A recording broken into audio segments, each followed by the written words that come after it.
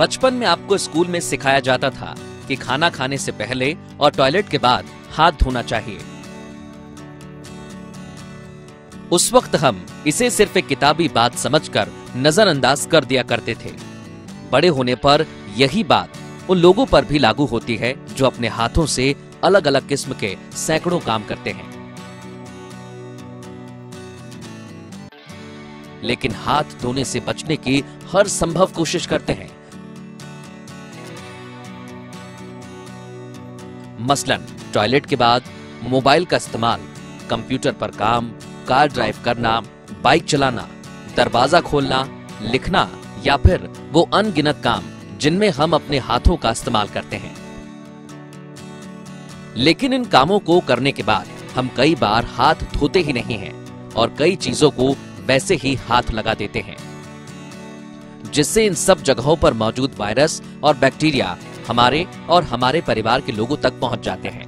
हाथ ना धोने से कई गंभीर बीमारियां जैसे फ्लू, स्वाइन फ्लू, सर्दी जुकाम, उल्टी दस्त, पेट की बीमारियां, डायरिया और ना जाने कितनी तरह की बीमारियां आपको घेर सकती हैं।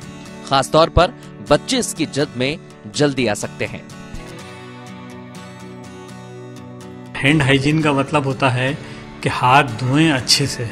हाथ धोने से कई प्रकार की जो डर्ट होती है, माइक्रो ऑर्गेनिज्म होता है, ये सब हाथ से निकल जाते हैं और इनके निकलने से जब स्वच्छ हाथों से आप कोई कार्य करेंगे तो उसमें आपके शरीर में कीटाणु जाने का अंदेशा कम से कम हो जाता है। याद रखें, कहीं भी बाहर से घर आने के बाद, किसी बाहरी वस्तु को हाथ लगाने के बाद, खाना बनाने से पहले, खाना खाने से पहले, खाने के बाद और बाथरूम का उपयोग करने के बाद, डायपर बदलने के बाद, छींकने, खांसी या अपनी नाक को साफ करने के बाद, कचरा फेंकने के बाद, जानवरों या पशुओं को छूने के बाद, पैसों को छूने के बाद हाथ धोना कितना जरूरी है।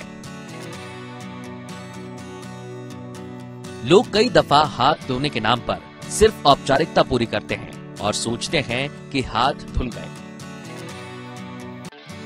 लेकिन यहाँ पर यह गौर करना जरूरी है कि हाथ तभी साफ होते हैं जब उन्हें साबुन से अच्छी तरह से मलमल कर कम से कम 40 से 50 सेकंड तक धोया जाता है। यहाँ पर यह भी ध्यान रखना जरूरी होता है कि हाथों को धोते समय कोई हाथ का हिस्सा बच न जाए।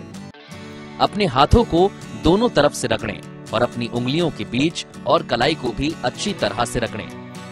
अपने नाखूनों को चारों तरफ से और नीचे से भी धोएं, क्योंकि बार बार गलत तरह से हाथ धोने से वायरस और बैक्टीरिया की प्रतिरोधक क्षमता विकसित हो जाती है, जिन पर कुछ समय बाद साबुन में मौजूद एंटीबैक्टीरियल केमिकल का कोई असर नहीं होता है। माइक्रो ऑर्गेनिज्म आपके शरीर में जाते हैं जिसमें बैक्टीरियल इन्फेक्शन हो सकते हैं। आप किसी से हाथ मिलाते हैं, यदि वह किसी तरह की बीमारी से ग्रस्त है, उसकी बीमारी आपके ऊपर आ सकती है। आम धारणा से अलग थोड़े से गर्म पानी की तुलना में बहुत गर्म पानी बैक्टीरिया को अधिक प्रभावी ढंग से दूर नहीं करता है, और यहाँ तक कि बहुत गर्म पानी के साथ कुछ साबुनों का इस्तेमाल करने से त्वचा में जलन भी हो सकती है।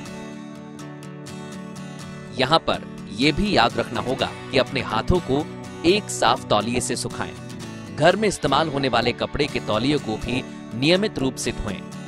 अगर आप एक सार्वजनिक शौचालय में हैं, तो आप गर्म हवा के ड्रायर का उपयोग भी हाथ सुखाने के लिए कर सकते हैं।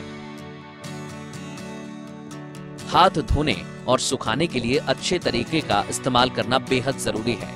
अगर आपके घर में कोई छोटा बच्चा है, तब तो ये और भी ज्यादा जरूरी हो जाता है।